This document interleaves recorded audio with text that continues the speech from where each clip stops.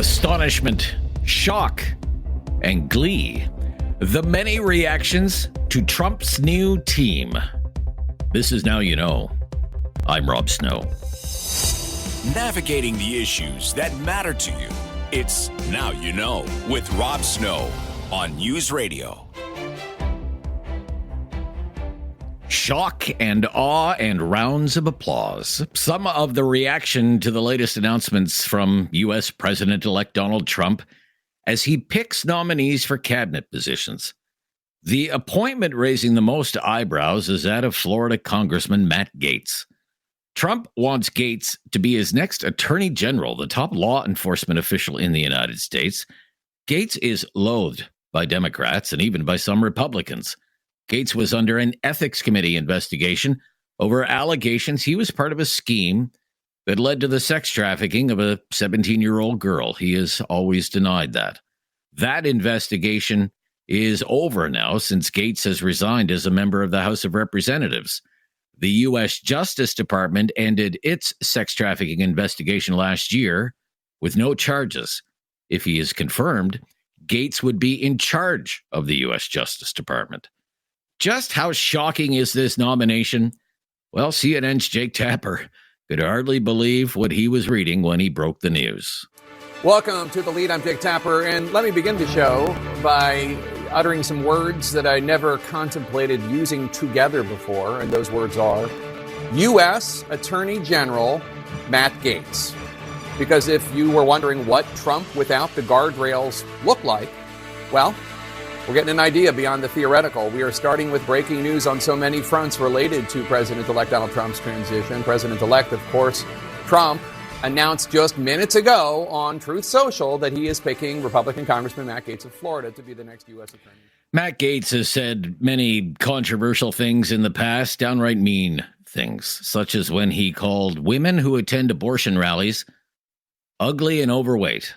It's just pure ugliness, and I see that ugliness on the inside, I see it on the outside. You know, even in the horrible circumstance where an abortion may happen, it is nothing to celebrate, and it is nothing to cheer. Mm-hmm. Is it safe to say that based off of your comments, you're suggesting that these women at these abortion rallies are ugly and overweight? Yes.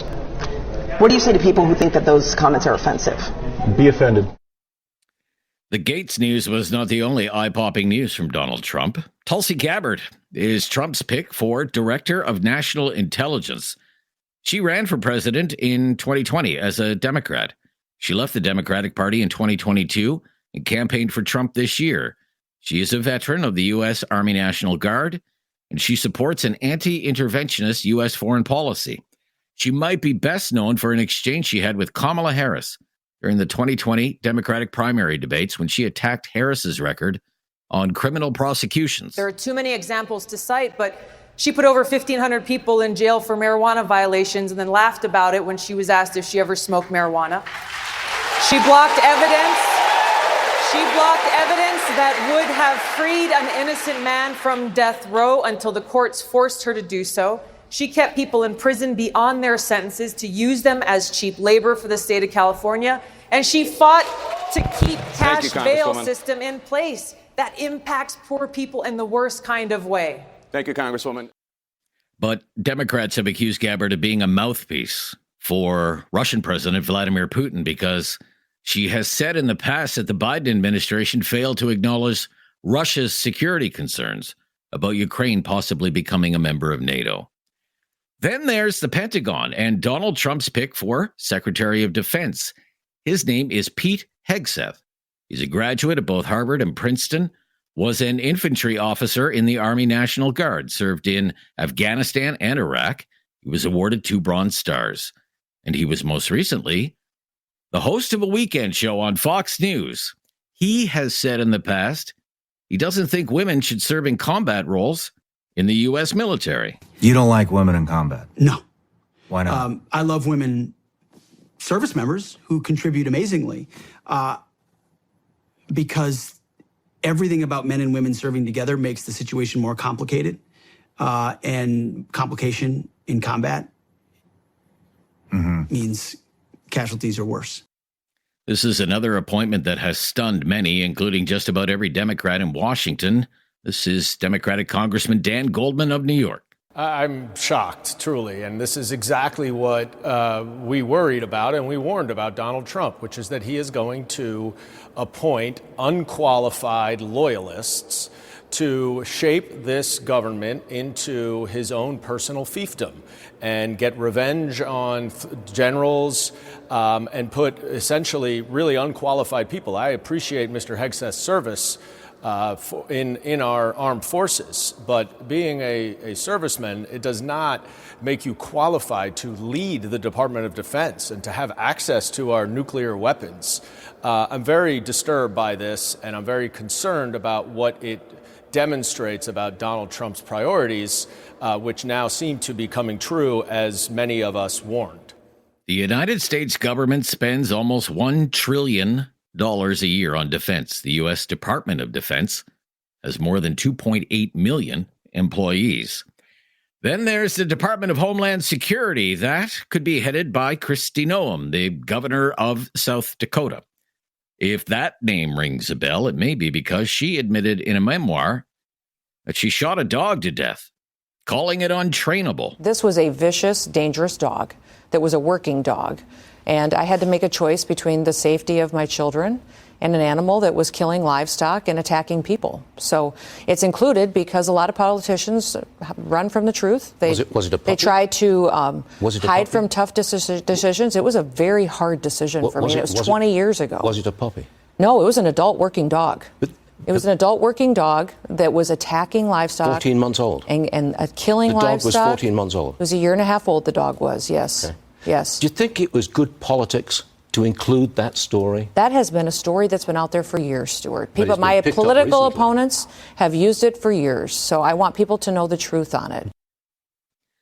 As controversial as some of these choices may be, there is little the Democrats can do to stop them. There will be confirmation hearings, but a simple majority of senators present at the time of the vote in the Senate is all that is necessary to approve a nominee, and the Republicans will control the Senate. I'm Rob Snow. This is Now You Know. This is News Radio.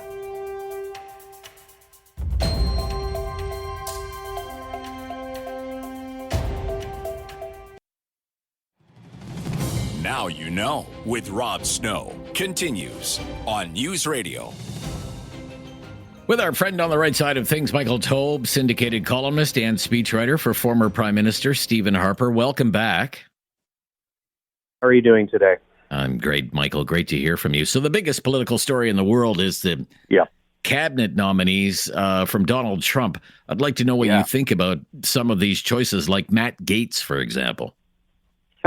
Well, you're starting off with the one that I would say is probably the least desirable, I think is the nicest way to put it. I don't think Matt Gaetz is really suitable for a cabinet role in a presidential administration, to be perfectly honest.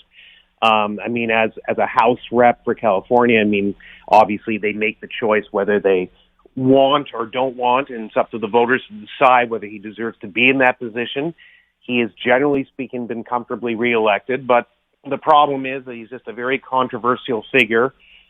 I mean, certainly he is a Trump loyalist. There's no question of that.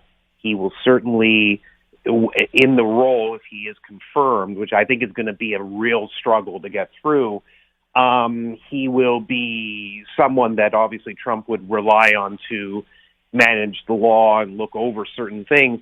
The problem is, I think that there were certainly people who are supportive of Trump that could have been picked for that position, and I know that others were being considered. I think we all did. Again, this is not the best one to start with, Rob, but quite frankly, I think this is probably the weakest and most controversial choice, and I would not be shocked if in the end he actually does not get it or does not get confirmed, but I also wouldn't be surprised if he was confirmed too. Okay. Then what pick stands out for you then, Michael? Well, I have a list from Reuters, and it's kind of hard to go through it all, but we'll go through as many as we possibly can. If we're just going to look at cabinet picks rather than internal stuff, because obviously, you know, Wiles being his chief of staff, she's actually a very good choice, I think. I think that we can look at people such, and also the borders are Tom Homan, tough guy. I think if you want someone really strong who's going to push for border safety and security, he's about as good as anyone they could have actually picked. But in terms of cabinet positions, let's see.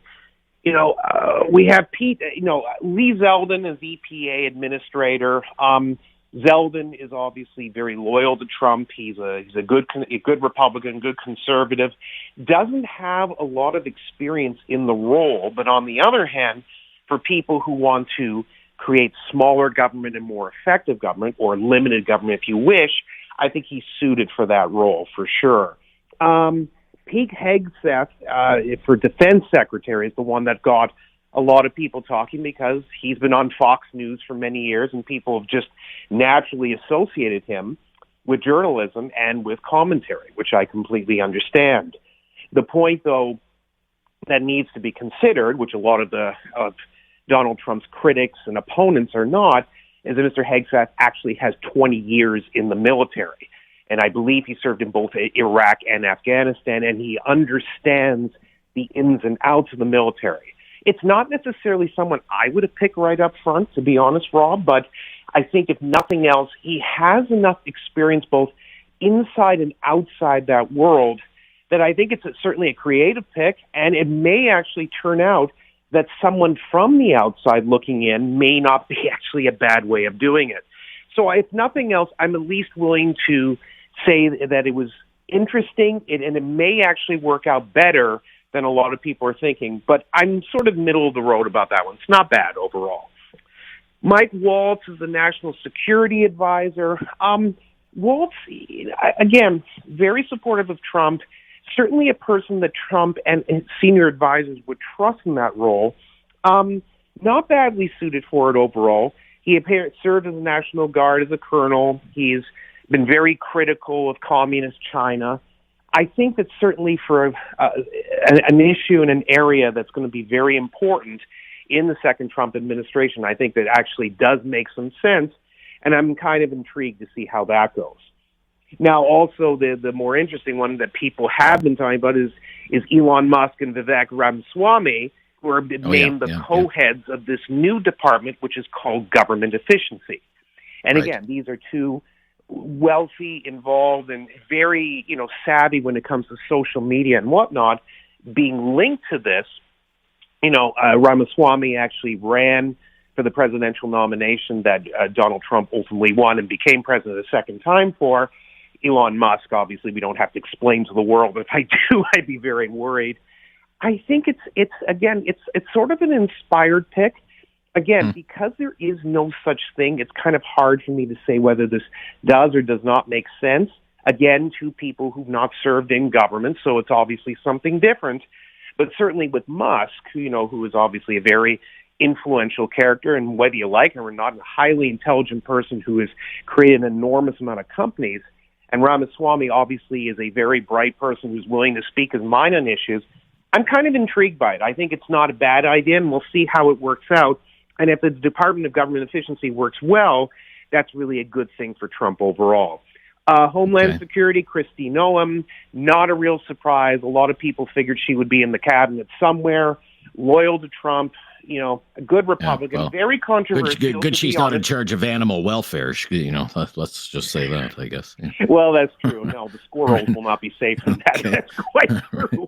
But again, it's one of those things that, people will say, oh, God, not her. But it's borderline enough that I think it's actually worth seeing. And it's not a bad pick overall. I really don't think.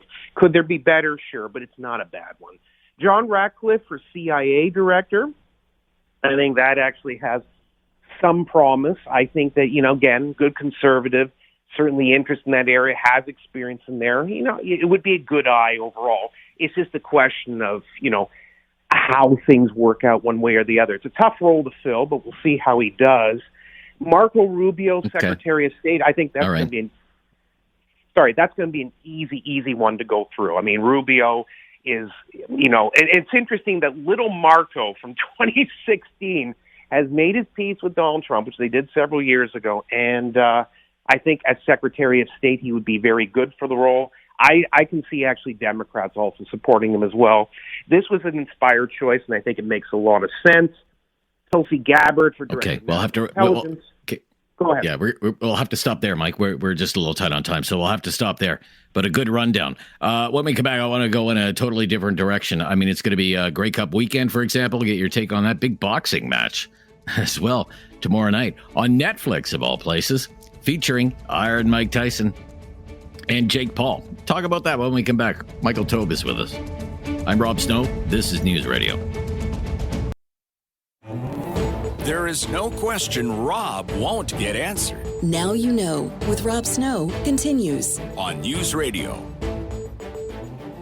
Back with syndicated columnist Michael Taube. We only have about 3 minutes left, but two big sporting events in the next few days. We have, first of all, big boxing match on Netflix tomorrow night, the comeback of Mike Tyson against the internet star turned boxer Jake Paul. Who do you like in that one?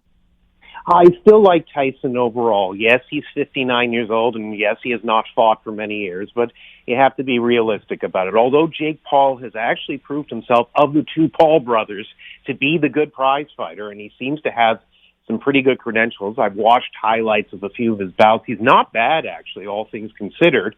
You have to be realistic about it. Firstly, if this bout had occurred decades ago, which would not be possible because Jake Paul's too young and wasn't actually alive at the beginning of Mike Tyson's success, Tyson would have slaughtered him. The difference now is obviously because Tyson is just shy of 60, it's all very different. But Tyson himself sort of said something interesting, which I thought kind of encapsulates the whole fight. And I'm just paraphrasing. He basically said that Paul, you know, he likes as a person, is sort of a manufactured fighter overall, because that's what the press and the media made him out to be, whereas he is a real fighter. And I think people know, based on Mike Tyson's history, if you ever saw a boxing match, that comparison is pretty apropos. I think, again, even though it's an exhibition, I think Tyson will win it. Yeah, I think Tyson wants to end it early. I think Jake Paul wants to just hang on and hope Tyson punches himself out. I'm taking Tyson. Exactly. Okay, let's go. Argos, Bombers. I would say the Argos would have a shot, but they don't have a shot now that Chad Kelly is out. I think the Bombers, I say the Bombers by 2 touchdowns. That's what I would say in 30 seconds or less. Sure, I think Bombers by a TD, which will be interesting because Winnipeg has never beaten Toronto in a Grey Cup final. That's their interesting history. 0-7 between the two teams. Had Chad Kelly been healthy, I think that you would have seen Toronto possibly win it, which would have been pretty stunning overall. But again, the Bombers have been really something. 5 straight Grey Cups in a row. They've lost the last 2. They obviously want revenge for losing to Toronto 2 years ago. And I think based on the way things are right now, Winnipeg by a TD makes the most sense to me. Great to hear from you this week. Michael Taube, always a lot of fun. We'll talk next week. Bye-bye. Take care. Yeah, syndicated columnist, speechwriter for former Prime Minister. That's Michael Taube. He's with us every Thursday. Our Newsday panel is coming up right after the news at the bottom of the hour. Lots to talk about in the political world with our panelists today. The latest breaking news is coming up next on a busy news day. This is News Radio.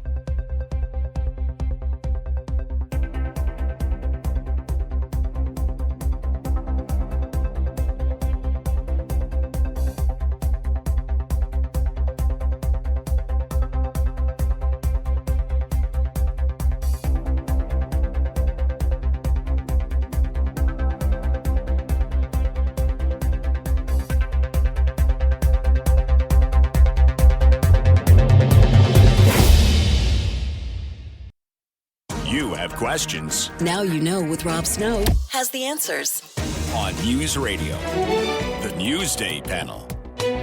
And the gang's all here. Gary Keller is Vice President at Strategy Corps. Hi, Gary. Good afternoon, Rob. Yeah, great to hear from you, along with Cam Holmstrom, Principal at Neboe Strategies. Hi, Cam. Hello there. Yeah, great to hear from you as well. I want to get and start with this, an opinion from you on free trade, which is a hot topic right now, Trump, tariffs, everything else. I'm bringing this up actually as a topic during our call-in segment today, the Talkback, and I'll be asking our callers, has free trade been good or bad for Canada? I mean, in this country, we fought a whole election over this issue back in 1988. Gary, let's start with you. You're more the right-of-center guy. What's the record on free trade, in your opinion? Good or bad for Canada? Yeah, I think it's complicated, as they say. I think if you look back to 1988 and you look at how Canada's economy has changed drastically since then, I think in a lot of ways it's for the better. It's created more jobs, more growth, more opportunity for right across the country. That being said, there are certainly certain segments of the economy who have not done as well, whether it's the manufacturing sector, whether it's other sectors like that. And I think, for a long time, the orthodoxy in not just conservative circles, but just sort of center and center-right circles was, free trade is the rising tide that lifts all boats, and everybody does better with free trade. And it's a positive, net positive influence on everything. And I think what we've seen, especially in the last number of years, is that, it always hasn't been a panacea. And I think people who have been very pro-trade, free trade, I include myself in that, who served in government, we haven't always done a good job at acknowledging the fears, the reality that some of the impacts of free trade have had on people's lives. And I think we're seeing that play out. And as a result, we're now starting to see a much more protectionist worldview, much more onshoring, friendshoring, whatever you have it, worldview, and an opportunity to isolate sometimes competitors, whether it's China or others. And on China, I should say, the orthodoxy was, well, China will join the World Trade Organization, and they will join the world trade rules, and everyone will play by the same rules, and we will have this shiny new future. And it hasn't obviously worked out like that. And I think it's incumbent on parties of all stripes to take the concerns and complaints of those who haven't been served well by free trade to listen to those and take those into account in their policy-making decisions. All right, very interesting. Free trade, good or bad for Canada? What would you say, Cam? You know what? I'm going to agree with Gary on stuff from the start. It's been a mixed bag, right? You can't deny that there have been some good things that have come from it, right? Because when you look at just our standard of living, the economy, the way it's been, we've definitely benefited from it to a degree. But I think Gary kind of hit the bigger point where I've always been. It's who is it hurt, right? It's not been a fair trade across the board for everyone, pun intended. There have been trade-offs. There have been people who have done better. There have some that have done worse. Like where I'm from, the forestry sector used to be king. You know what? The forestry sector is on its knees, and a lot of that you can point to having to do with free trade. We've had NAFTA now for 30 plus years. Yet I swear to God, ever since we've had it, there have been extra tariffs on softwood lumber. Right? Somehow that can never be solved because there's always an interest pushing back against it stateside, throwing tariffs on something, even though we have a free trade agreement, right? So we've never truly had it. Even where I live now, down in St. Lawrence and Brockville, this used to be a major manufacturing community, right? And I'm driving around town, the number of old factories that have either been abandoned or are now being torn down because people moved stateside, and they've long ago, right? But the fact is that there are still people who are coming in to replace that. And even with that, though, I think to myself, okay, well, what's the solution, right? Bring everything back from China. The problem is that this whole discussion doesn't really take into account what's happened over 30 years, not only economically, but also technologically. Like, you think about manufacturing, that's where a lot of the job losses were. Well, so much has been automated. So even during the first Trump administration, when you saw them bringing jobs back, they weren't bringing back factory jobs and hiring 500 people. They were bringing back factory jobs and hiring 24, right? So I also can't help but wonder, in some alternate timeline, how this would look if the policy hadn't changed, but all of a sudden we saw that automation step in and taking those jobs. Would we feel any better about it? So I guess to me, it's not as straightforward as clean. But I guess what I'd say though, Rob, just to wrap, is that I think the big thing is that it set rules for the road. Yeah. And I think in these days, rules are important. Do you think the era, Gary, of free trade is over? Some say it's over. It's not going back to the way it was before. What do you think? I don't think it is going back to the way it was before, where it was, anybody who questioned free trade was seen as a wild-eyed, crazy person in a lot of ways. I think I think that, like I say, the orthodoxy about free trade, the rose is off the bloom. And I think while there is room for free trade in certain areas, I think policymakers and decision makers are much more focused on the fair trade argument. And I think the commensurate growth we have seen in the union movement in Canada, both politically and in the job market, has changed drastically in the last 10 years, partially because of the courting of that movement by the Liberal Party. But it's a very different world where unions have, it appears to have, a lot more political power than they did even 10 years ago. Quick comment on the era of free trade. Is it over? Is it different? What would you say, Cam? Quick comment. I have a hard time picturing the plug being pulled on the whole thing. But I think like anything else, right? Okay. If you swing too far to one end, you kind of make your way back towards the middle. And I think that rebalancing towards what's fair, but also, frankly, what's strategic, right? Making sure your needs at home are covered. I think the pandemic really drove that home from people, where all of a sudden you're not dependent on a supply chain coming all the way from China. Like, what makes sense to have offshore and what makes sense to have at home? And I think that pushes the conversation towards that, not tossing of it, but a rebalancing of it to a more fair and a more, in a sense, and a policy that makes more sense. Okay, when we come back, we will turn our attention to U.S. politics and pick up where we left off with Michael Taube and these Trump cabinet picks. I mean, really, internationally, the biggest political story of the week. I'll ask the panelists, anything in here that should give Canadians cause for concern? When we come back, it's our Newsday panel. I'm Rob Snow. This is News Radio.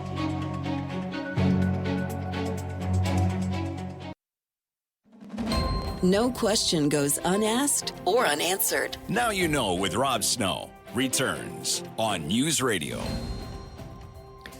Here with Gary Keller from Strategy Corps and Cam Holmstrom from Nipaway Strategies. It's our Newsday panel. So Trump has made his picks. I mean, that's the biggest political story of the week. I mean, this is usually kind of a ho-hum part of the transition process that would get little attention outside the beltway, outside the hardcore political people, but not this time. I mean, it's international news.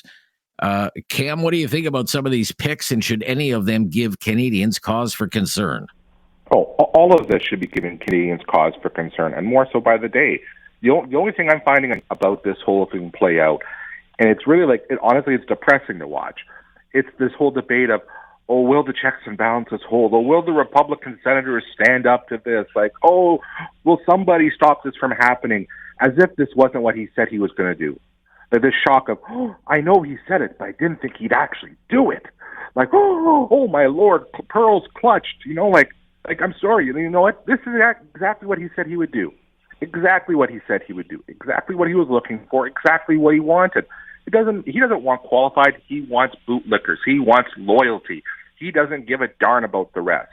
And that's exactly what he's getting. And he's not showing any shame or hiding any bit of it. So, yeah, this should worry everybody, because you're not putting these people in place to do a quote-unquote good job. You're putting these people in place to tear things down. Like the idea of having somebody like Tulsi Gabbard in national intelligence, right, running that department, who's close with Bashar al-Assad and a Putin apologist. Oh, yeah, I feel real great, being in Five Eyes and sharing information with them. Like, I'm sure that's going to be safe and all sound. Not that Mr. Trump's bathroom wasn't safe and sound enough as it was. So you see stuff like that, it's like, guys, this is what he said he was going to do. So let's not act shocked. Let's figure out how we're going to handle it. Okay. Other than that, Mrs. Lincoln, how did you enjoy the play? Gary, what do you think, Gary?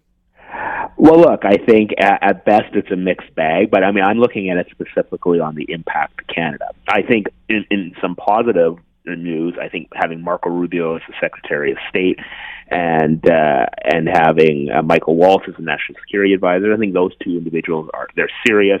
They're both hawks on China and Iran, and I think those were positive announcements.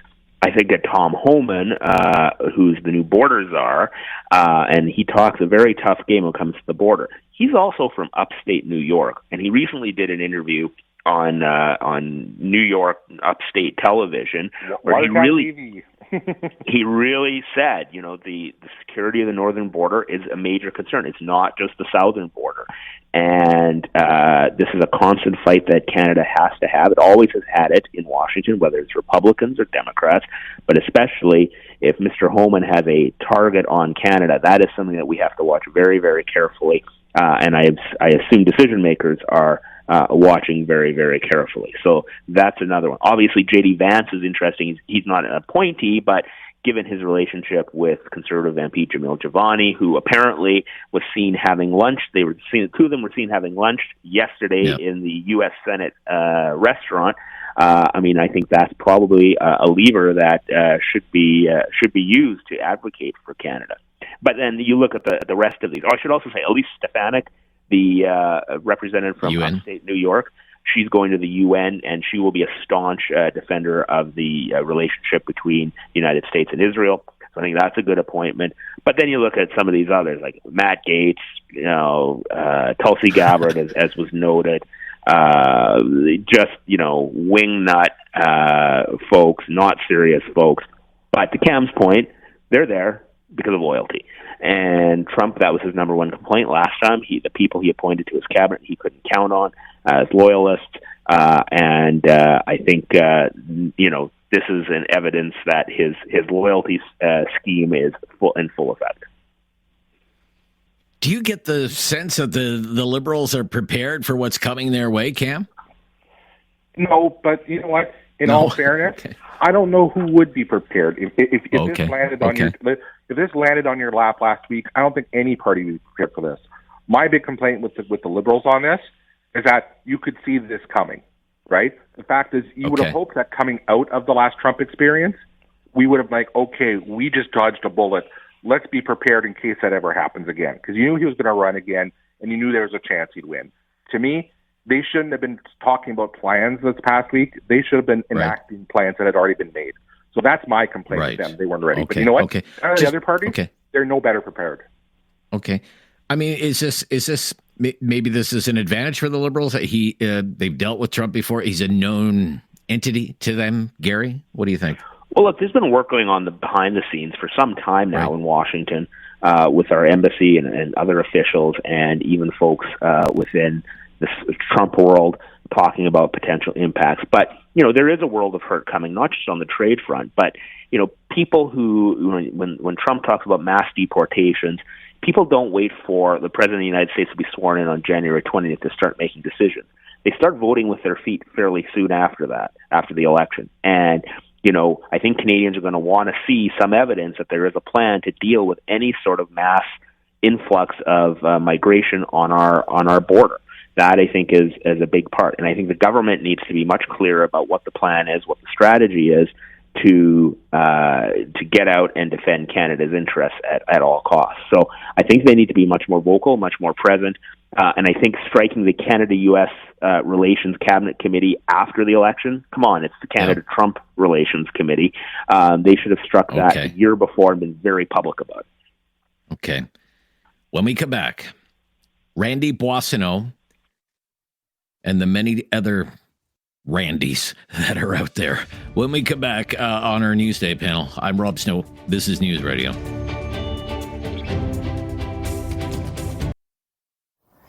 Critical thinking is not dead. Now you know with Rob Snow. Returns on News Radio. Back with Cam Holmstrom, Gary Keller. It's our Newsday panel. Really want to hear from Cam on this whole Randy Boissonnault business because Cam is Métis. Yeah. And, we've had all this news about, the other Randy, and then the news last week about Randy Boissonnault and the many claims he has made about his Indigenous identity and the revelations that his firm was bidding on contracts, government contracts, by claiming an Indigenous ownership because there's a special program for that. Gosh, it's maddening, this stuff about Randy Boissonnault. But will he face any consequences? What do you think will happen to Randy Boissonnault, Cam Holmstrom? Well, to put this in context, as you mentioned, I am River Métis. I'm also a business owner. And to me, this is beyond maddening and upsetting. And if he doesn't get fired over this, then I don't know what the I don't know what to tell these people. There's so much harm done to this. For us in the Indigenous business community, this program has become a bane because everyone, like a Randy Boissonneau, who gets access to that program, is taking money out of the pockets of and food out of the mouths of Indigenous families. Point blank, end of story. The fact of the matter is that Randy can say all day long of, well, it was my business partner that did this, and I never said I was talking about my adoptive mother. Well, Randy, where would he have ever gotten the idea? Maybe when you got elected and you said you were Métis and you were sitting in the Indigenous caucus doing it. Maybe that's where you got the idea from, Randy. Had you ever thought of that? Like, you know what? Right. Part of me is upset about this because I understand how sometimes people can learn more about their families and their backgrounds can change over time. You get new information, you hear stories, you talk to new people, you pick things up. I get that, right? But this was clear from the start. He is adopted. He is adopted into a family.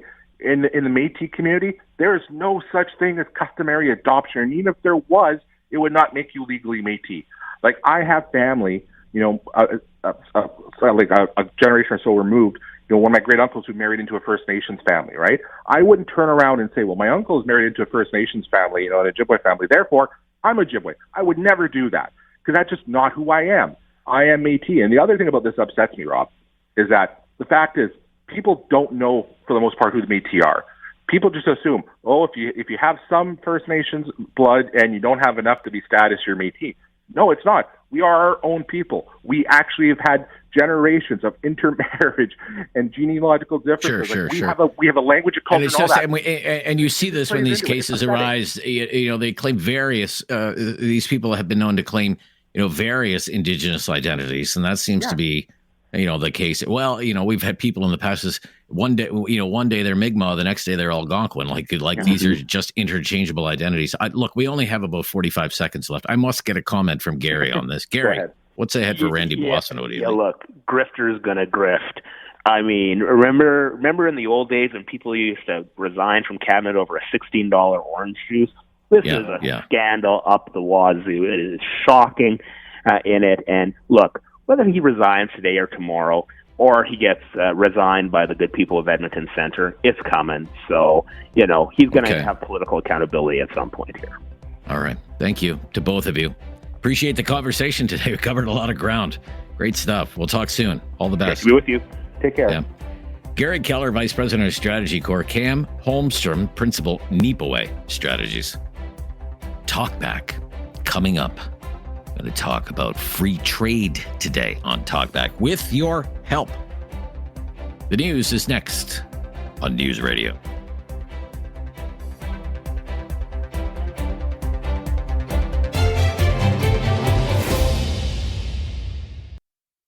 It's time to talk back. On Now You Know with Rob Snow. Call now And have your say. 1-833-668-2577. And welcome to Talkback. 2 hours of debate and discussion on the big issues of the day. And today we have one topic, and that topic is free trade. And our question, very simple and straightforward: has free trade been good or bad for Canada? What would you say? Has free trade been good or bad for Canada? We're going to do this kind of rapid poll style today. We're going to be keeping track of your answers. I'm actually going to write them down here because I want to know if there's going to be a prevailing opinion one way or another at the end of our discussion together on this topic. If people are leaning one way or another on free trade. I would remind you, and I'm sure many of you remember, if you are of a certain age, we fought an entire election over free trade in this country. It was the ballot question of the 1988 election. Brian Mulroney was prime minister running for re-election. He was for free trade with the United States, had an agreement in place with the United States on free trade. John Turner was the leader of the Liberal Party at the time. He was against free trade. Thought Brian Mulroney was selling out Canada with a free trade deal with the United States. I was in high school at the time. I remember it like it was yesterday. It was all anybody was talking about. I would have debates with my friends about this. Teachers would bring it up in the classroom. It was on the news almost every night. People in the Tim Hortons were talking about it all across the country. The whole country was was wrapped up in the debate. Would free trade be good for Canada? What would it mean for Canada? Are we selling out Canada? Maud Barlow, I remember that, so opposed to free trade with the United States, she started the Council of Canadians.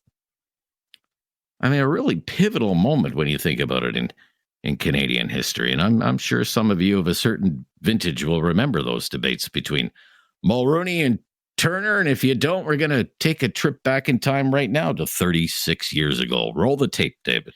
I happen to believe that you've sold us out. I happen to believe that once you... Mr. Turner, just 1 second. Once any you nation... do not have a monopoly on patriotism. And I resent the fact that your implication that only you are a Canadian. I want to tell you that I come from a Canadian family and I love Canada. And that's why I did it, to promote prosperity. And don't you impugn my motives. Economic levers. Once a country yields its investments. Once a country yields its energy. We have not done it. Once a country yields its agriculture. Once a country opens itself up to a subsidy war with the United States on terms of definition, then the political ability of this country to sustain the influence of the United States to remain as an independent nation, that is lost forever, and that's the issue of this election. Mr. Turner, I today, sir, as a Canadian, believe genuinely in what I am doing. I believe it is right for Canada. I believe that in my own modest way, I am nation building because I believe this benefits Canada and I love Canada. And Mulroney would go on to win that election, win another majority government, and Canada's free trade deal with the United States would come into effect New Year's Day of 1989. And then came NAFTA. That included Mexico. And there was a renegotiated NAFTA during the first Trump administration, USMCA. And here we are in the year 2024, and Canada, all told, has signed 15 free trade agreements with 51 different countries. And there could be more on the way. We're supposed to try and negotiate a free trade deal with India, but, well, look at the state of our relationship with India. I don't know how far we're going to get with that. And I remember early in the Trudeau years, there was an attempt for Canada to try and score a free trade deal with China. But again, given our relationship with China and the West's view of China these days, that would seem unlikely. I want to get into this topic today, in part because I think the prevailing opinion for many, many years, if not decades, was that free trade was good for Canada. And that the Canadian economy was stronger because of free trade, and that we as Canadians were more prosperous because of free trade. And I am just wondering if that is the prevailing opinion anymore. You look at Donald Trump's win in the United States, and he is threatening tariffs, and he wants to reopen the free trade deal again, NAFTA again, USMCA. Listen to Doug Ford in Ontario. Doesn't think Mexico should be part of that agreement anymore because he says Mexico cheats and takes jobs away from hardworking Canadians. Mr. Trudeau has put tariffs on Chinese-made EVs, steel, and aluminum. Pierre Poilievre said he would do the same thing if he was the prime minister. In fact, Pierre Poilievre has said when it comes to Chinese-made steel and aluminum, his tariffs would be even higher than what Trudeau announced. I put it to you, and I really want to know your opinion. I wonder if the tide is turning on free trade, whether Canadians have soured on free trade. And if that's the case, is that because you think free trade hasn't been good for Canada? I want your opinion. Our phone lines are open right now. 1-833-668-2577. 1-833-668-2577. And again, keep track of your answers as we make our way through the day. I'll be writing them down here. See which way you're leaning. Do you think free trade has been good for Canada or bad for Canada? Share your opinion, have your say. If you never called before, just mention that to our call screener. We will make your call a priority. Again, has free trade been good or bad for Canada? Your calls are coming up next. Our call-in line, 1-833-668-2577. 1-833-668-2577. It's Talkback. I'm Rob Snow. This is Now You Know on News Radio.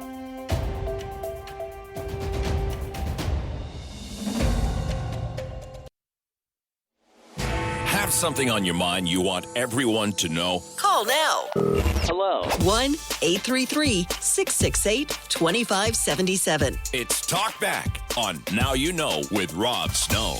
Our topic today is free trade. We are asking, do you think free trade has been good for Canada or bad for Canada? 1-833-668-2577. One line available there. Kevin in Calgary up first today. Hi, Kevin. What's your opinion? Do you think free trade's been good or bad for Canada?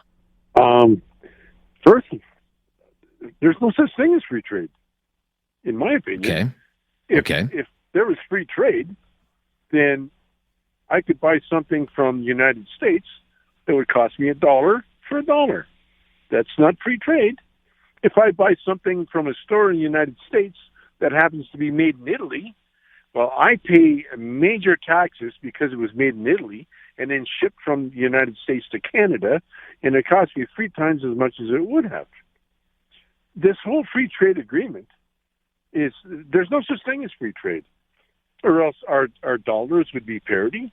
If we bought something from there, from here, from anywhere else that we have these agreements from any country with this apparent free trade, then we'd be free of taxes. We'd be free of tariffs.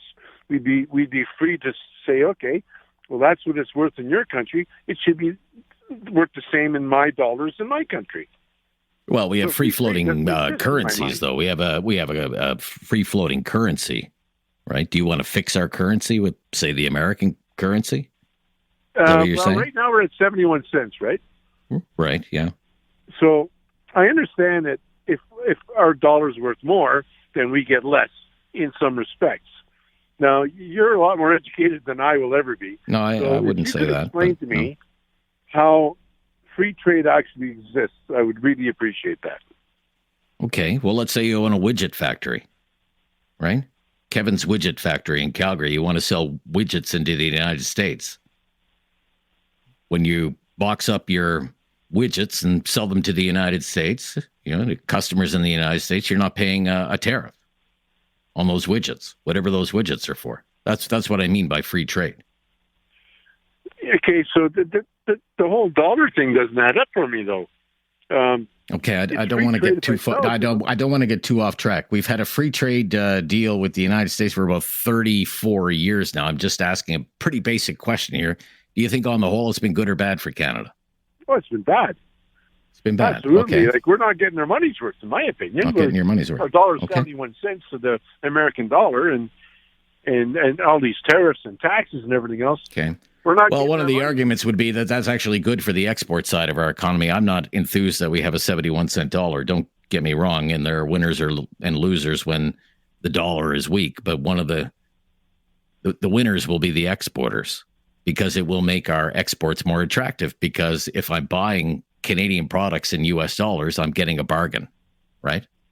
Okay, so that makes a little more sense for me. But okay. All right, Kevin. Thank you. I'm going to run, Kevin. Thank you. I don't want to get too off track here. 1-833-668-2577.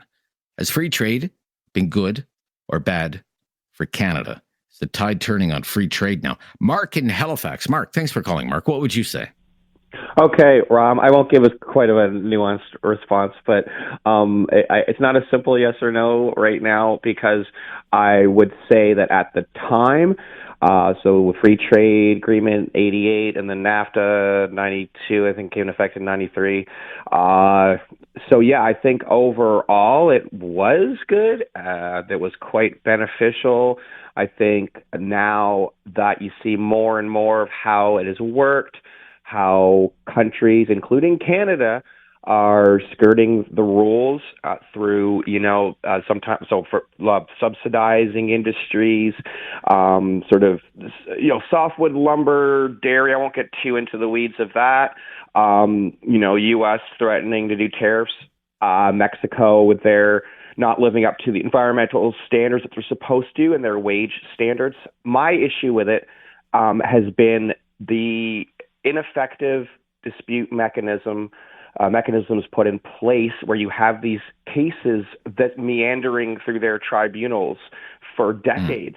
And if you want to have free trade, there's never going to be pure free trade, but you need to have some real enforcement. And I just don't see that. I haven't seen it. This is something that I was studying back in the late 90s. So I wouldn't say I'm an expert on it, but I've been following this for You're pretty familiar with years. it, though. So I think that's the issue. So overall, I think it has been beneficial, but I think now it's so it's basically yes, it has been, but it's just getting worse and worse for and Mexico is the big winner. That's and why would you say that Mexico is the big winner? Why do you say that? Well, just because they're able to, or what they have been doing is just paying, slave wages in many cases, which they're not supposed to do, and we're supposed to be an. They're not living up to their obligations, right? Yeah, they're not living up to their obligations. None of the three countries have been, but that's the most egregious example. And so, out of the three, I think Mexico is benefiting. So I agree with Doug Ford. I think cut Mexico out of it. It's my take on that. All right, great, Mark. Thank you. Thank you. Okay, let's take another one here. Tony in Calgary. Hi, Tony. Hey there. Hi, Tony. Do you think free trade's been good or bad for Canada? What would you say? I would say bad times Why? 100. Well, bad times 100. Okay. Times 100. Right. Well, free trade, the word free is only good for one side of the border, and that's the U.S. economy. Okay, we have a lot of resources here in Canada that we have extrapolated, non-renewable resources, i.e. like oil, but have never gotten a fair market price for our commodities. And part of that has to do with the world reserve currency and the fact that everything is traded in U.S. currency, U.S. dollars. And back to what Kevin had to say, when you go to the American market and you got to buy something and you're paying a 43% exchange rate, to me, that's not fair trade. But yet they can come up here and buy our lumber with their reserve currency of the world and get a 43% discount for lumber or for uranium or for oil or for whatever they need to buy. So there's no free trade. Free trade has destroyed our market, has destroyed our jobs market, my kids' jobs future. Anybody in manufacturing, it's destroyed our jobs. But right now, if I could just interrupt there, right now, Alberta, for example, is producing record amounts of oil right now and is exporting record amounts of oil right now. Most of that oil goes to the United States, like 4.3 million barrels a day now. Coming out of Alberta? I think we've increased our pumping, but it's heading west through the Trans Mountain to other markets.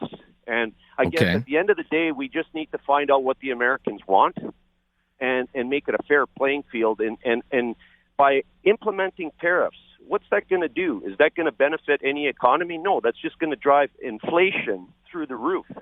So, all these countries that are exploiting cheap labor, and we all know, and they're the polluters of the world, by the way, and the carbon taxes that we're paying, especially on home heating, is nothing but grand theft to the... Okay, I don't want to get too off topic here. I don't want to get too off the topic. That's a topic for another day, carbon taxes. And all inflation-driven. That's all tariffs are going to do, and that's what they want. They want to drive inflation by creating these tariffs. And all right, free trade is free for you don't want, but you also think free trade is a failure, right? Sure it is. Right, and you think tariffs would be inflationary. Yeah, I think free trade, if it's going to be free, like that guy said, $1 for $1, I should be able $1 to... for $1. Okay, all right, interesting. Okay, thank you. Gotcha, Tony. All right. Gotcha on the record there, buddy. Thank you. Really appreciate it. 1-833-668-2577. Free trade is our topic for today. I mean, for decades, it was pretty much universal. Free trade was good for Canada. But it doesn't sound like everyone is sharing that opinion these days. What's your opinion? Good for Canada? Bad for Canada? Should we have more free trade deals? What would you say? 1-833-668-2577. It's Talkback on News Radio. Have something on your mind you want everyone to know? Call now. Hello. 1-833-668-2577. It's Talkback on Now You Know with Rob Snow. In your opinion, has free trade been good or bad for Canada? 1-833-668-2577. Siva in Calgary. Hi there, Siva. Hello, Rob. Can you hear me? Hello, Rob. I hear you just fine. Yeah, go ahead. What's your opinion? Yes, free trade for Canada is good. That's my first answer. Free trade for Canada is good. My second question to you and all our viewers, our audiences, are what else is our choice? What are the other choices we have? Canada is very economically, we are very, very small. We have a very big population, growing population, which we have to cater, which can be achieved only through free trade. And the previous caller, he was mentioning like the dollar for dollar, and he says it's 100 times bad. I agree with him. That depends on which political party, how they are doing, and on what basis they are doing. I remember there is a debate in YouTube between Mulroney and somebody else, and they were talking about this free trade, arguing about who is a Canadian, what is a Canadian, and everything. So free trade is a good thing for Canada. We need it. It only depends how we negotiate it. That's my point. Okay.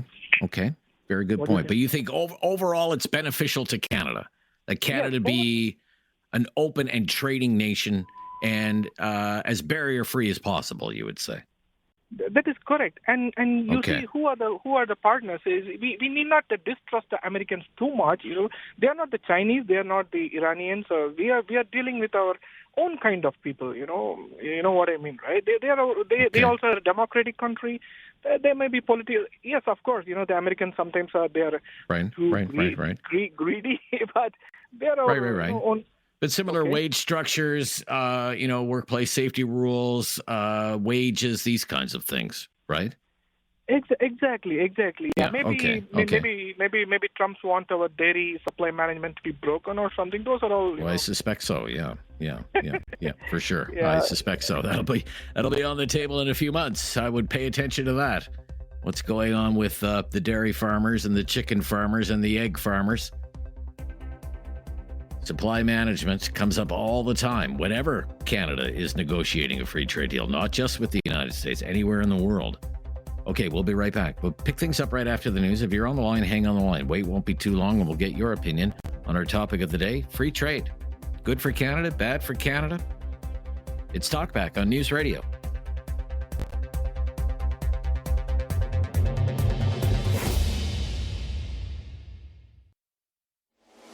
Have something on your mind you want everyone to know? Call now. Hello. 1-833-668-2577. It's Talkback on Now You Know with Rob Snow. Our topic today is free trade. We are asking you, do you think free trade's been good or bad for Canada, in your opinion? Good or bad for Canada? Free trade. 1-833-668-2577. 1-833-668-2577. Joe in Port Elgin. Joe. Hi, Joe. Hi, Rob. Yeah, I think free trade is essential. It's a huge benefit to Canada and Canadians, especially when you consider the disparity in the dollar versus the American dollar. My family business has been involved in the automotive industry since I was born. And once free trade came along, we all benefited from that immensely and expanded and saw growth. I'm also a Magna expat, and they absolutely exploded after free trade. They're a real success story and a brilliant business plan, Frank, despite whatever, drama you're hearing about him in the news right now. Mm-hmm. I understand why they're targeting stuff like aluminum and softwood lumber. It takes a tremendous amount of energy to produce aluminum, which people aren't aware of. And where do you have that in a huge abundance is Quebec. It's almost like it's free because you have all these hydroelectric dams that provide power and our nuclear plants. And quite simply, the Americans just don't have the infrastructure, the capacity, or the energy reserves to produce aluminum on the scale that Canada can. So I understand why they're crying foul and, pointing the finger at us and saying you have a competitive advantage here. Well, yeah, it's called natural resources, and we need to exploit the hell out of it, not to mention our oil reserves and our natural oil reserves out in Alberta. So, yes, absolutely, Rob. Yeah. It's a huge benefit. Joe, thank you. Yeah, just before you run, Joe, sure. Don't run anywhere, because you've mentioned this several times to me now that your family's history in the auto industry. Now, I was told once by someone pretty high up in the auto industry many years ago, say you're putting a car together, you're assembling a car. a component, a part of a car could cross that supply chain from Canada into the U.S. into Mexico and back again from Mexico to Canada in the United States. That could happen 3 or 4 times before the car is finally all assembled and put together and off to the dealership it goes. Now, can you imagine, I guess, I was thinking about this while I was waiting to take your call. What if you had to pay a tariff each and every time that auto part crossed a border from Canada to the U.S. to Mexico, back again, and then back again, and then back again before it's... What would a car cost? You'd need so many PhD researchers and brainiacs to try and figure out how you carve a tariff into that supply chain system. It's ridiculous. It's so complicated and so convoluted, and all of the original purchase orders come out of the United States. So I don't know how Trump's going to try and pull that off. Well, at least in the automotive sector, without pissing off a bunch of his billionaire buddies and them coming and saying to him, hey, we contributed to your campaign. Why are you dumping in our backyard here? Don't mess with this. We have a good thing going here. You can't just slap tariffs on stuff coming from Canada because that's our stuff too. So all right, that's interesting, my interpretation on that. It's too convoluted. You can't just go in there and start carving it all up and try and figure it out. All right, Joe. Thank you. Thank you for your call. From Port Elgin to Cambridge, Ontario. Sean is on the line on free trade as we're asking, has it been good or bad for Canada? What would you say, Sean? Good afternoon. I would say, Sean. by and large, it's been good for Canada. Okay. Like it or not, we just don't have the population base to support the large industries, especially in Southern Ontario, like the automotive, the industrial base. We just don't have the population. And for Alberta, they send their oil to the south. Unless we just want to be hewers of wood and drawers of water, we need the large markets. That being said, with the current political situation in the U.S., they've unfortunately elected somebody who I wouldn't trust to trade hockey cards. So I think we need to expand our horizons to Europe or something like that now. Okay, that now, given what we're hearing from President-elect Trump, soon to be President Trump, that maybe it's more important than ever to think about diversifying Canada's trade. Yeah, I think we need to diversify with markets that have similar expectations and lifestyles to our own, such as Europe, Australia, New Zealand, maybe the ASEANs, like Singapore, Korea, Japan. Because China is a good market, but their wages and life and standards are so much lower than ours. They would drive our wages down if we try to compete with them. Yeah, and they don't have the same respect for intellectual property and patents. The same respect for intellectual property, patent protection, those kinds of things, right? Or human life in general. And human life, human rights, yes, workplace standards, everything, everything. The hope was, even going back, to the earliest of the Chrétien days and Team Canada missions and all of this, China was supposed to be the great opportunity for Canada. We're going to if we're going to diversify our trade away from the United States, so we don't have to rely on the United States so much. China presented so much opportunity, but it just hasn't materialized. No, we never expected it to get so authoritarian, but it happened. Okay, very interesting, Sean. Thank you for your call. Okay. Appreciate it. Lines available there, folks. 1-833-668-2577. 1-833-668-2577. We're talking about free trade. Very much in the news these days. Trump, tariffs, thickening borders. Has free trade been good for Canada? Bad for Canada? You listen to Mr. Trump, he would certainly make the case free trade's been bad for his country, and that's why he's at least threatening tariffs, trying to reshore industries, that it hasn't been good for workers. What would you say? 1-833-668-2577. Talkback on News Radio. Have something on your mind you want everyone to know? Call now. Hello. 1-833-668-2577. It's Talkback on Now You Know with Rob Snow. Free trade free trade. Has it been good for Canada? Bad for Canada? People seem to be souring on free trade these days. 1-833-668-2577. 1-833-668-2577. I mean, it was the Mulroney government that really got the free trade train rolling in Canada. It really is fascinating to go back and listen to those debates back from the 88 election campaign. Brian Mulroney for the Progressive Conservatives, John Turner for the Liberals. Mulroney was the free trader. We have to be open to the world. The future of Canada is being open to the world, and John Turner was totally against it. My gosh, you're selling out Canada. We're going to become a branch plant of the American economy.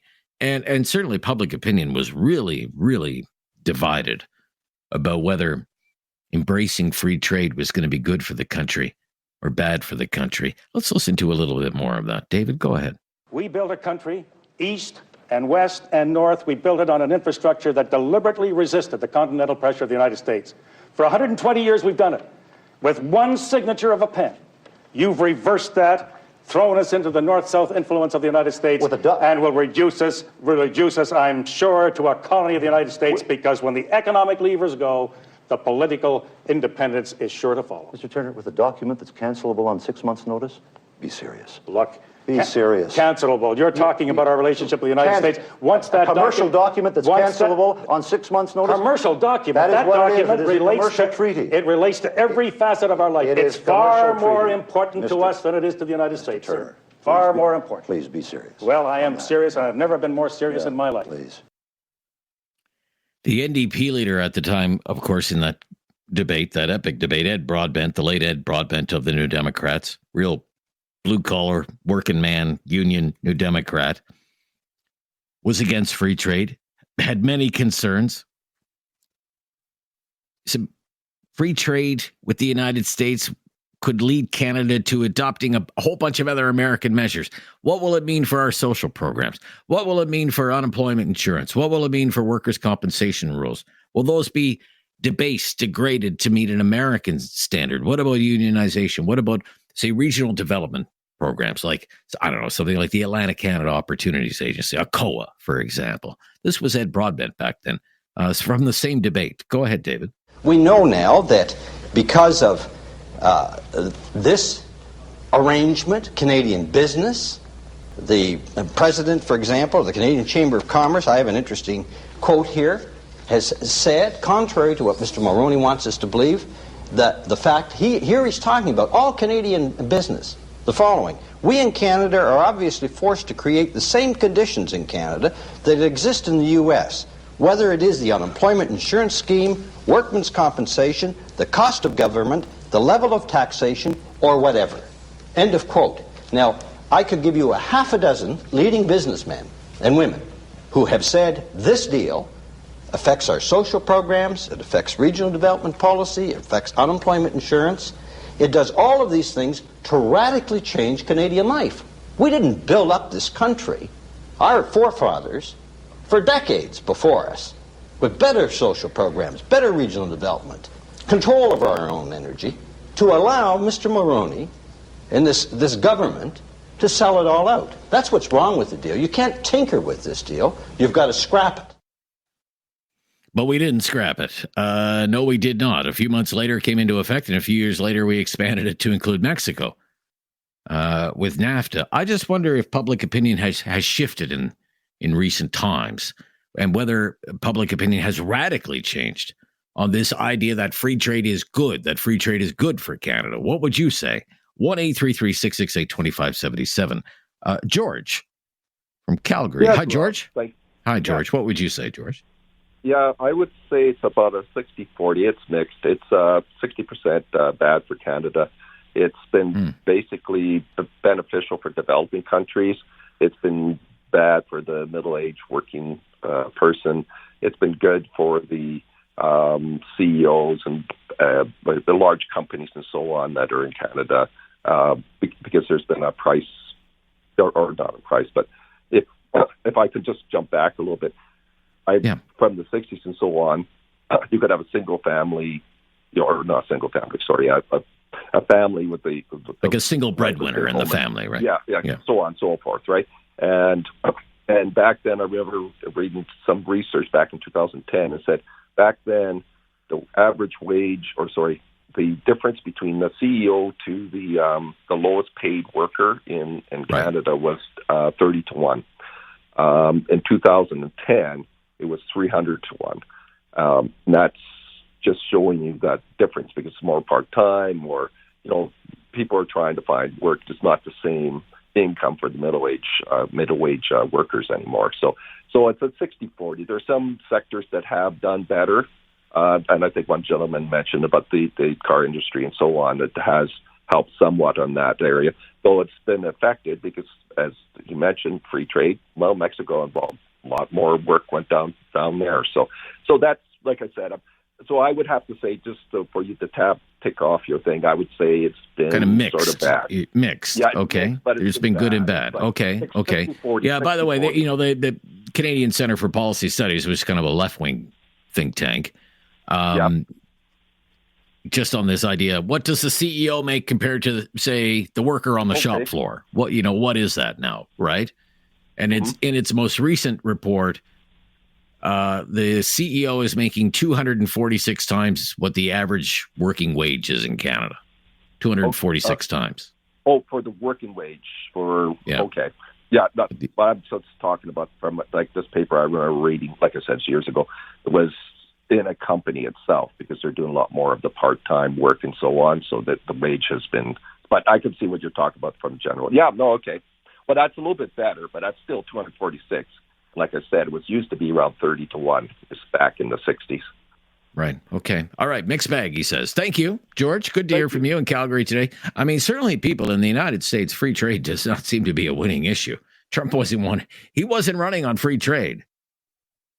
And, he won that election in part because of his threat to impose tariffs, to reshore industries. That was the winning side. That was the winning argument politically. Now, whether it makes sense economically, a lot of economists don't seem to think so. But for Trump, politically, it's a big winning issue for him. So here in this country, I guess you could say we've had decades to think about this. So what would be your opinion? Free trade, good or bad for Canada? 1-833-668-2577. I'm Rob Snow. It's Talkback. More of your calls coming up on News Radio.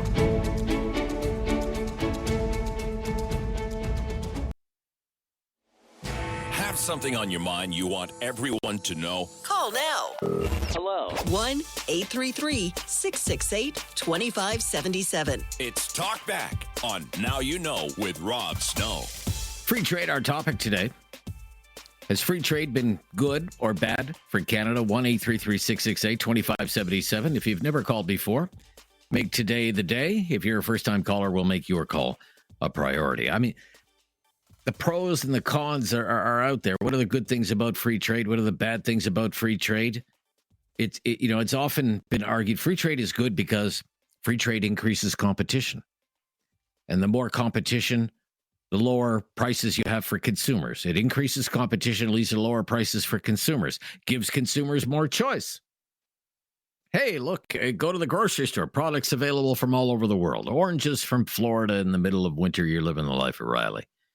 Gives companies, like companies in Canada, small population, gives them access to international markets that they wouldn't otherwise have access to.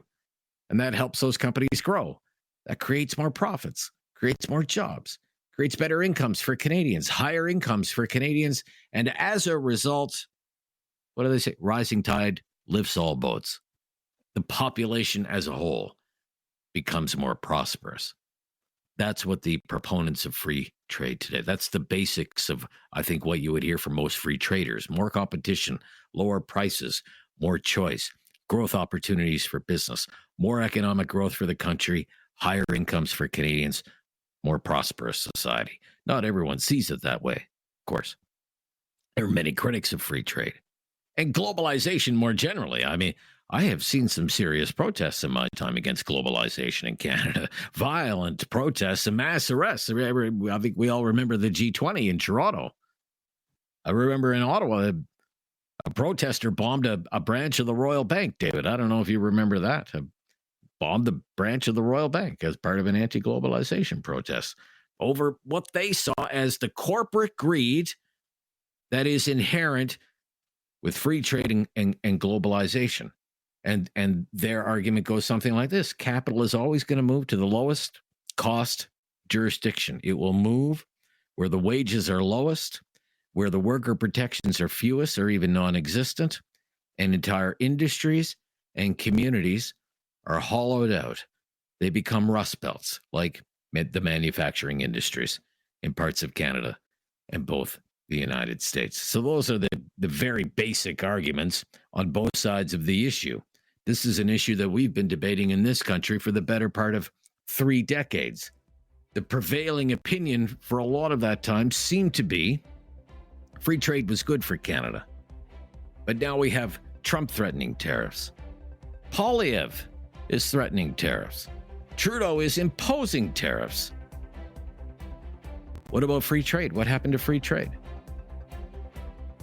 And the benefits of free trade for Canada. Your calls after the news on the topic of the day. It's News Radio.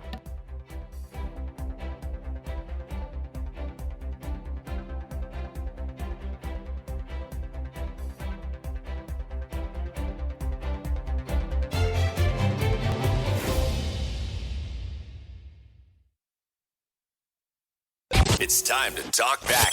On Now You Know with Rob Snow. Call now And have your say. 1-833-668-2577. We've been debating the good, the bad, and the ugly of free trade today and asking you, has free trade been good for Canada? At 1-833-668-2577.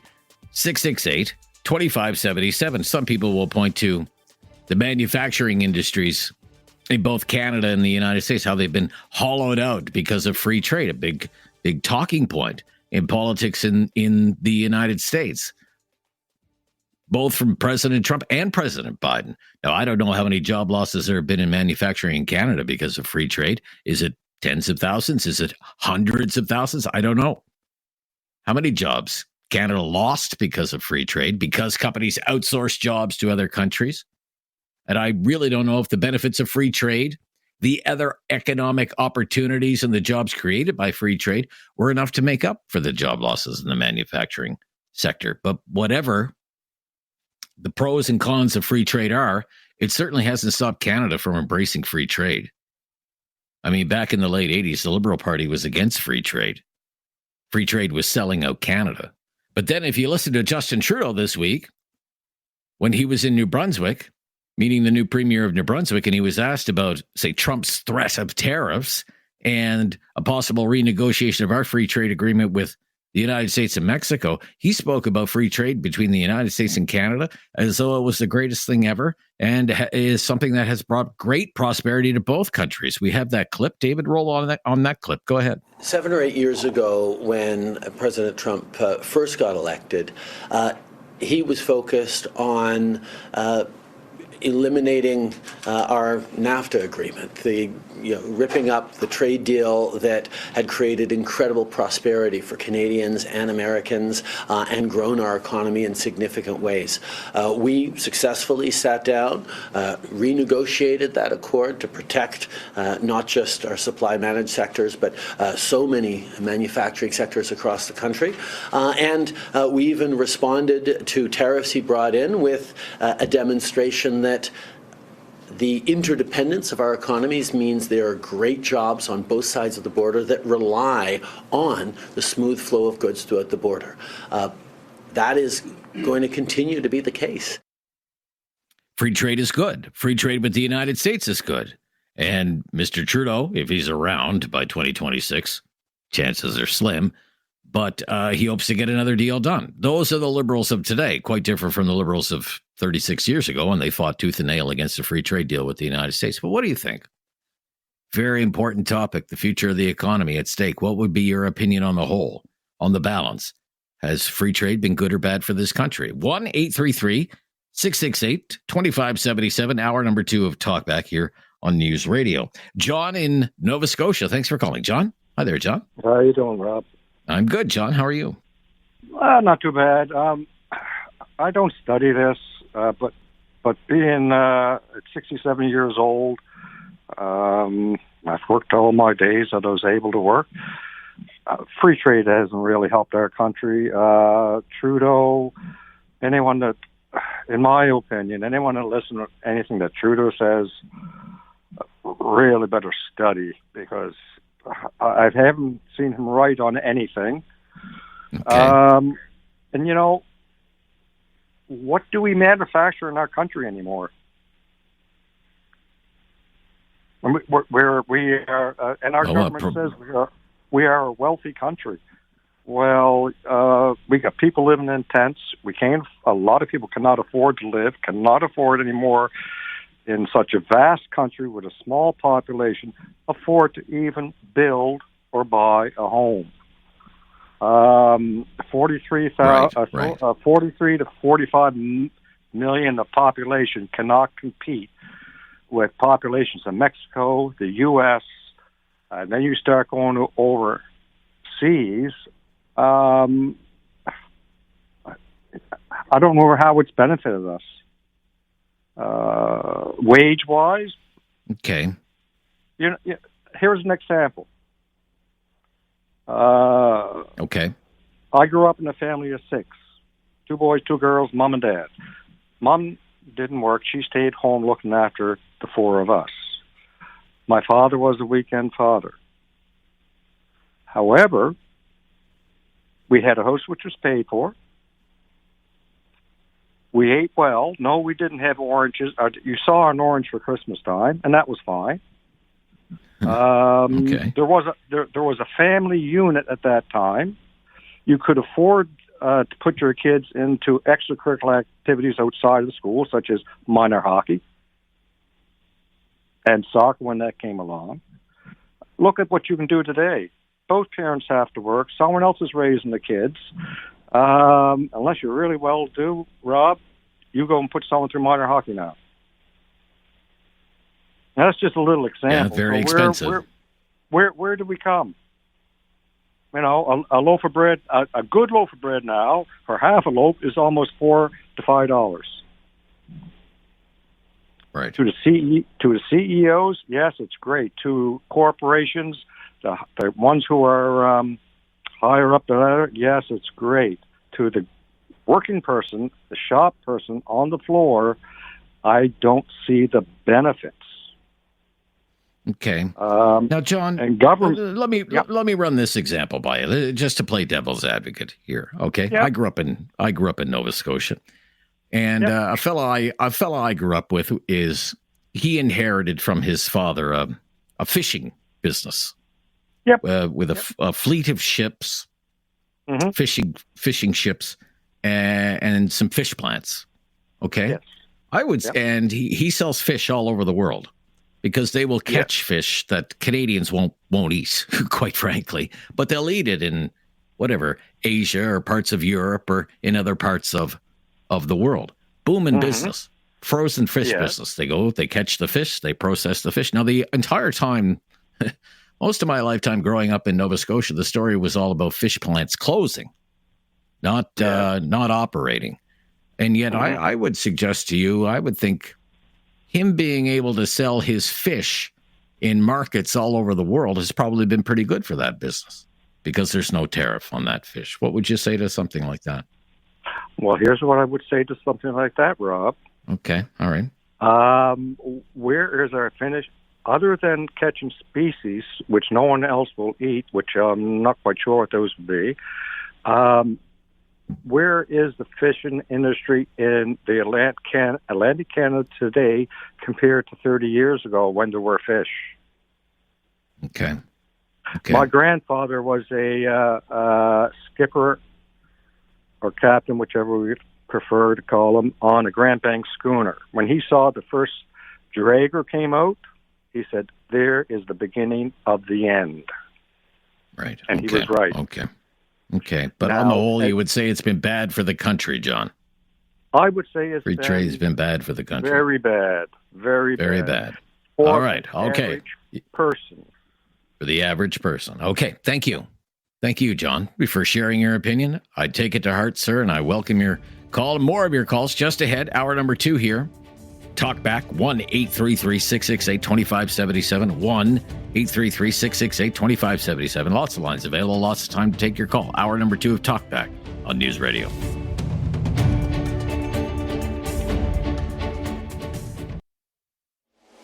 Have something on your mind you want everyone to know? Call now. Hello. 1-833-668-2577. It's Talkback on Now You Know with Rob Snow. In your opinion, has free trade been good for Canada, bad for Canada? 1-833-668-2577. To Calgary. Corey is in Calgary. Hi, Corey. Hi, how are you? I'm good, Corey. What would you say here, Corey, on this topic? Well, today? as a fifth-generation Albertan, the free trade agreement has been jeopardizing businesses and business people in Canada for many generations now since it was implemented. The business sector was affected because we used to only have to compete locally. We used to have 50% ownership in a company and could take foreign investors. Now, my competition is all foreign companies. 75 to 80% of corporate Canada is foreign-owned.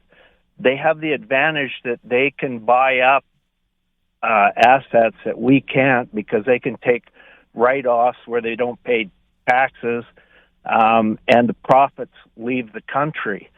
For example, oil and gas. They set the price they pay for oil and gas. They ship it to their oil refineries at a discount, ship the gas back to us at a premium, and we're basically at their whim as to the price they're going to pay. Under the NDP, they paid $0 for a couple months for our oil when it was maximum capacity in the pipelines. You look at Nortel, you look at BlackBerry, they were all... Well, Nortel was a victim of... I followed that very closely. Nortel was an Ottawa company. I was on the tech beat in Ottawa when Nortel collapsed, and Nortel was a victim of Chinese espionage. Nortel had this glorious headquarters in Ottawa, and when they went, it's part of DND, it's part of the Department of National Defense now. That building, sir, had bugs in it from floor to ceiling. They stole everything from Nortel. Yes, that's what free trade does. It exploits our industries up here. We used to be a manufacturing country that was renowned for the quality of our products. Now we've reverted to, we're a real estate economy where we sell our houses to foreign investors to come and buy and force renters to pay an arm and a leg and pushing the market out for home buyers. So when you open the door without tariffs, and you were saying earlier that, if the fishing industry was catching fish and shipping to another country, if it wasn't free trade, they wouldn't be having a market. Well, that's not true because it is a country of import that sets the tariff. So if they wanted our goods, there wouldn't be any tariffs. They would say, yeah, we want that product. We demand that product. We'll negotiate whatever price to allow that to enter our country. The same as the world has advanced a long ways since the implementation of the free trade agreement. Now the multi-internationals control everything, and they set what services, prices, and goods you're going to get on the marketplace. And that jeopardizes Canada, where we have a small amount of population with large resources that we're not getting full value for our resources. So this idea that free trade provides opportunities for international growth for businesses like yours, and as your business grows, you can hire more employees, you can pay them more, and this is going to lead to more economic prosperity in the country. You don't believe that? No, it's not because true? I can't compete with the American companies. I've tried setting companies up in the U.S. There's too many regulation barriers for me as a Canadian to try to do business in the U.S. I can't compete against the U.S. companies that come and cherry-pick businesses in my backyard. I own an oil and gas company called P&G Exploration Limited. I was sued the Saskatchewan government because they were denying my bids with no reserve bid, and they were, lo and behold, repackaging it and giving the bids out again to foreign companies to buy them up. And then you got on top of that, Alberta and Saskatchewan do free royalty holidays paying for the drilling costs of the oil, and unless you have deep pockets, you can't take advantage of that. So it does affect people in Canada. You lose because you don't retain the profits either. The mass profits leave the country. 90% of the oil and gas the profits leave the country. Like, look at Alberta. We've been short pipelines. The only reason we're short pipelines is Peter Lougheed actually sold the pipeline company in 1979 to privatize it, and that was probably the second largest income to the Alberta government was the transmission costs of moving our product out of the province. Lo and behold, well, you've also had to deal. I mean, Mr. Harper's government was trying to build pipelines, as you know, but you've also had to deal with a very hostile government in Ottawa when it comes to the construction of pipelines, sir. Well, in the last decade, one issue of the revenue stream that was lost, and we shipped. I do have you down. I have you down. We have to run. Corey, I understand your point of view, sir, and I appreciate you sharing it and taking the time to call me and outline your position. But I do have to run because we're a bit over time here. We're going to wrap our conversation up there. Thank you. Stay on the line. If you're on the line, you'll get on the air. Promise you that. 1-833-668-2577 as we debate free trade today, whether it's been good for the country or bad for the country. Been popular for governments, that's for sure. They've signed a lot of free trade deals over the years. This is News Radio. Have something on your mind you want everyone to know? Call now. Hello. 1-833-668-2577. It's Talkback on Now You Know with Rob Snow. And in Waterloo on whether free trade's been good or bad for this country. Ken, what would you say, Ken? Yeah. Hi, how are you today? I'm good, Ken. Thank you. What's your opinion, sir? My opinion is this, and I'll speak as an expat to the U.S. I don't think people are considering certain positions when they disagree with free trade.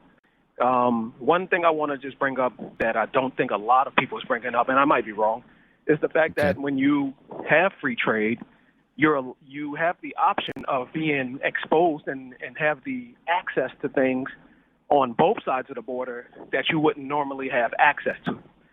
Simple things such as McDonald's, Burger King, Wendy's existing in Canada, or Costco and Walmart. These things wouldn't naturally exist if you don't have free trade, or a Tim Hortons existing in, say, Buffalo, New York, somewhere.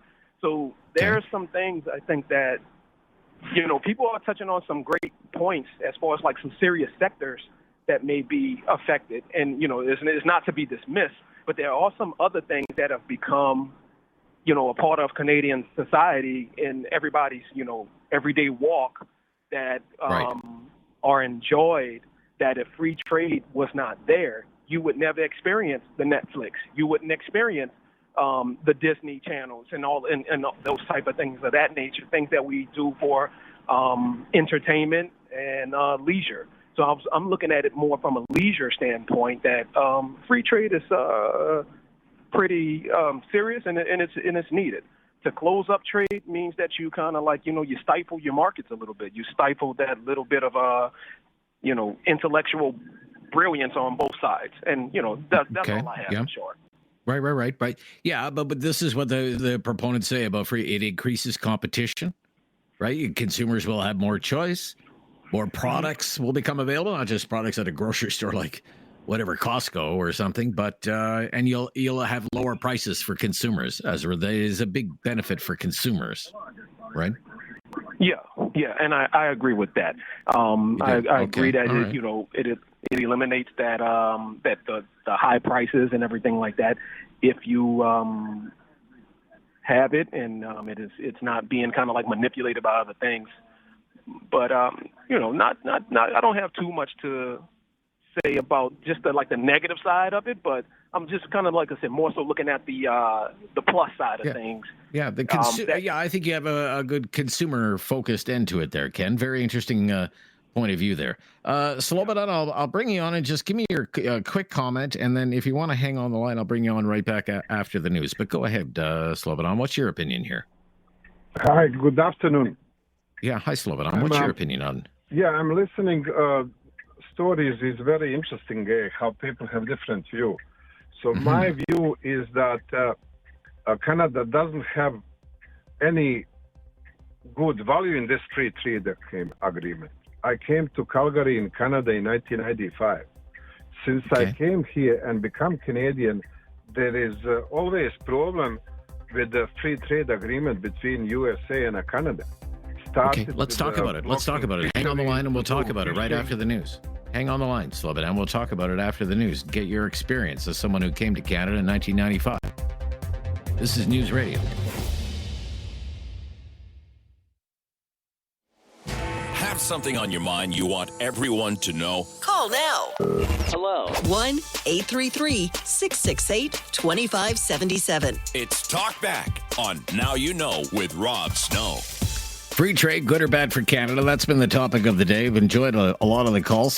Just before the news, we were talking to Slobodan, who came to Canada in 1995. Are you still with me there, sir? Yes. You are. Where did you come from, first of all? Where'd you come from? I came from ex-Yugoslavia. Now it's a new country, Bosnia. As a landed immigrant, so I become Canadian in 1999. Okay, all right. Yeah. Okay. So how I see it, free trade agreement... And you don't think it's been good for the country? No, it's not. It's not in favor to be free trade at all. Because do you remember we had a problem, as your father, with the fisheries.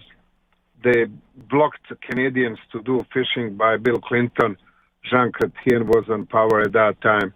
Then after that, problem with the lumber, lots of BC companies went bankruptcy and in Alberta as well. And also oil and gas.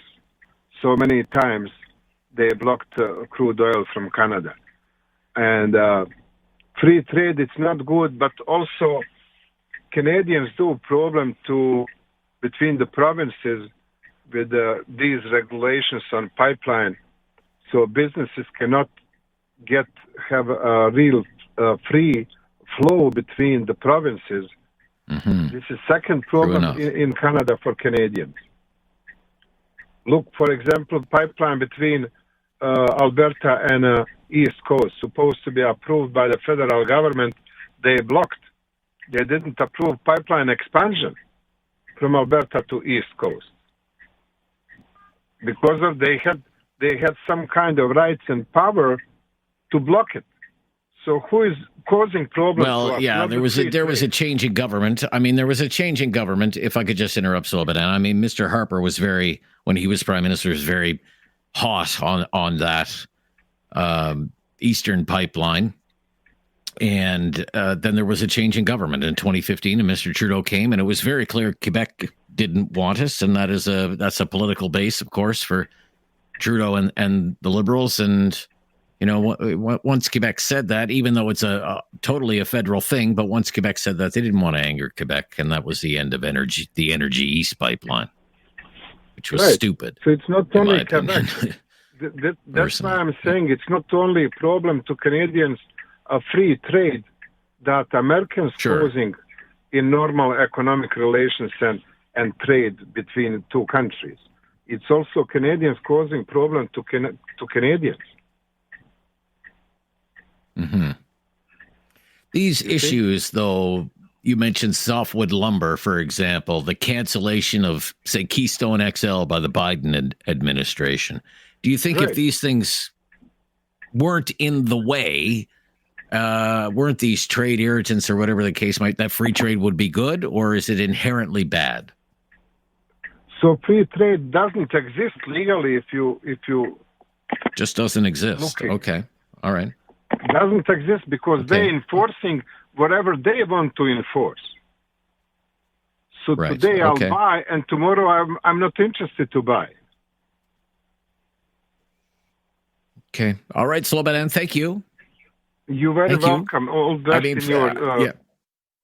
Yeah, I appreciate your call, sir. I really do. I don't think I've taken your call before. I mean, whether it's conservative or liberal governments, if free trade doesn't exist, it doesn't stop these governments from signing free trade deals. I mean, it's been one after another, and a lot more than NAFTA. I mean, I remember the Harper government. It seemed that every second week there was a minister somewhere internationally either negotiating a free trade deal or trying to finalize a free trade deal. I mean, we have CUSMA, which is the renegotiated NAFTA that happened during Trump's first term. Trudeau government got that done to its credit. Coming up for review in 2026, Trump wants it totally reopened and is threatening tariffs on that. But we have many more free trade agreements. I mean, we have free trade, in quotation marks, with the European Union, the CETA agreement, CETA. And by the end of the year, under the terms of that deal, 99% of all our goods are supposed to be able to enter the European Union without any tariffs. And then there was Brexit, of course, so we signed what was known as a continuity agreement with the UK. It's not an official free trade deal. It just basically says, we know you're not part of the EU anymore, but let's just pretend that you're part of the EU and we'll just keep calm and carry on, and we'll eventually sign a formal free trade deal with the UK at some point in the future. And then we have various free trade deals in the Asia Pacific region as well. Let's go but have they been good for the country? I guess that's my question. Frank in Kitchener. Hi, Frank. Yeah, hi, Rob.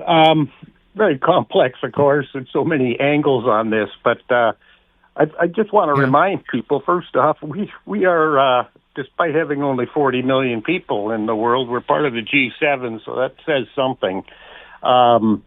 And I want to remind people, and I'm rather long in the tooth from age and experience-wise, we had an auto pact agreement with the U.S. for so many years prior to NAFTA that was just incredibly successful. And, that was essentially free trade in the auto sector. And of course, that changed. Long before the free trade agreement, the Rust Belt was developing in the 70s. In Ontario, in the U.S., and you just have to look across the Northeast, and if you drive down I-75 in New York State, it's just amazing, what happened. And here in Kitchener, we had Uniroyal, Goodrich, Lear Sigler, Budd Automotive. They're all gone since NAFTA, quite frankly, but they were on the decline, and something had to be done. There's no question about the majority of economists supporting free trade and a tariff-free world, and you've got to learn to compete, and you've talked about the advantages of competitiveness on pricing and not supporting in inefficient, businesses and organizations in Canada in particular. And I went to university in the early 70s, and the economists were talking about the fact that Canada's always been a branch plant organization, and with the exception of organizations, say, like Magna or ATS, who now have branch plants in the U.S., we were always a branch plant organization or company or country. Sorry. So country. I certainly support the notion of free trade. There's always going to be difficulties. There's going to be winners and losers. And my father worked at B.F. Goodrich and Uniroyal. Tough, hard work, but he couldn't wait till he could retire and turn things, loose for his sons. I happened to work for a transnational U.S.-Canada energy company whose headquarters used to be in the States. They are now fully in Canada. We've expanded dramatically over the years. I'm now retired. We found a way to get, by the way, natural gas to the East Coast, sections of Eastern Canada, via U.S. Developments, where we ship natural gas into the Maritimes, despite the interprovincial issues that exist. And we're one of the largest natural gas distributors in North America. In fact, the largest distribution company. There are lots of ways and opportunities, Rob. And despite all of the issues that we've got politically and emotionally and so on, free trade is the way to go. I just wanted to share some of my observations.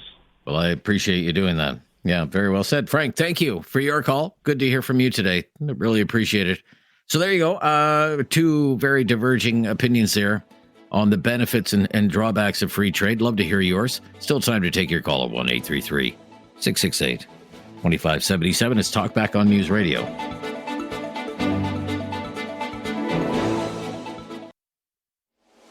Have something on your mind you want everyone to know? Call now. Hello. 1-833-668-2577. It's Talkback on Now You Know with Rob Snow. We've been having a discussion about free trade today, whether it's been beneficial to the country or not. 1-833-668-2577. 1-833-668-2577. We are winding down the Thursday Talkback. I count 15 free trade agreements that we have signed under various governments, both conservative and liberal, since free trade really got going in this country some 34 years ago now, something like that, with the original free trade agreement with Canada and the United States that became NAFTA, that became CUSMA, and that's all under review in 2026. And, Donald Trump is out there threatening tariffs. I mentioned that we have free trade with the EU. I don't know if you remember, we had a big debate about whether Canada should be part of the TPP. The United States was going to be part of the TPP under the Obama administration. And then that didn't materialize. The U.S. didn't want to be part of the TPP under Trump, so they went it alone. And Canada signed a free trade deal with 10 other countries in the Asia-Pacific region. Australia, Brunei, Chile, Japan, Malaysia, Mexico, New Zealand, Peru, Singapore, Vietnam, all part of what's known as the TPP. Okay? And I remember when that was happening, there was a lot of friction between Canada and Australia, and the big battle was over supply management. And they wanted, Australian farmers wanted access to the Canadian dairy market. That was a non-starter for Canadians. And with each of these free trade agreements, what we do is we give up a little bit of access to the Canadian market in supply managed agriculture, in dairy, eggs, and poultry. And in exchange for giving up even just the tiniest bit of that market to foreign competition, we compensate the farmers who have invested heavily, of course, in the quota system. And that's how it's been going. And it's bound to come up again when CUSMA or NAFTA or whatever you want to call is up for renegotiation. We had an interesting twist politically this week, with Doug Ford getting way out in front of his best buddy, Chrystia Freeland, the federal minister, and even the prime minister, Justin Trudeau. Doug Ford, the premier of Ontario. Ontario does more trade with the United States, of course, than any other of the Canadian provinces. A lot on the line for the Ontario economy. And he went after Mexico. And he said, we're going to renegotiate the Canada-US-Mexico free trade deal. It shouldn't be a three-way deal anymore. We should just have bilateral trade, Canada and the United States, because we can't trust Mexico, because they cheat, because they make it a backdoor for goods that are made in China, which angers, of course, the Americans and undercuts the Canadian standard of living, according to Doug Ford. This is what Doug Ford had to say this week on free trade.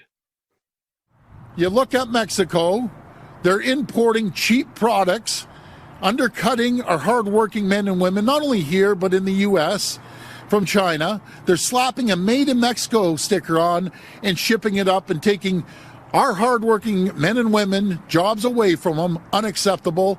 So we're doing, Ontario alone does $500 billion. Mexico, we do $40 billion. And guess what? They import $36.5 billion into our country. So they export 36.5 out of 40, and we export $2.5 billion. It's ridiculous. And they're undercutting the market. So what I'm proposing to the federal government, we do a bilateral trade deal with the U.S. And if Mexico wants a bilateral trade deal with Canada, God bless them. But I'm not going to be drawn down with these cheap imports taking men and women's jobs from hardworking Ontarians. Doug Ford earlier this week on any future free trade negotiations with Canada and the United States should not include Mexico. He said the prime minister was asked about that. He didn't answer the question. We have the ASEAN free trade agreement as well. I don't think that's finalized yet. I think they're getting close. Cambodia, Indonesia, Laos, Philippines, Thailand. We were trying to get a free trade deal with India. I suspect that's all on hold right now. I mean, things are, in case you haven't heard, kind of frosty right now between Canada and India. In the earliest of the Justin Trudeau years, that government thought free trade with China was possible. That's probably all off the table. But we have free trade with Ukraine, Honduras, Israel, Jordan, Panama, Peru. Some of those were negotiated during the Harper years, some during the Trudeau years. We have freer trade with some of these countries, to Slobodan's point, than Canadian provinces have with one another. It would be nice, some have said, if we could just even get an interprovincial free trade deal.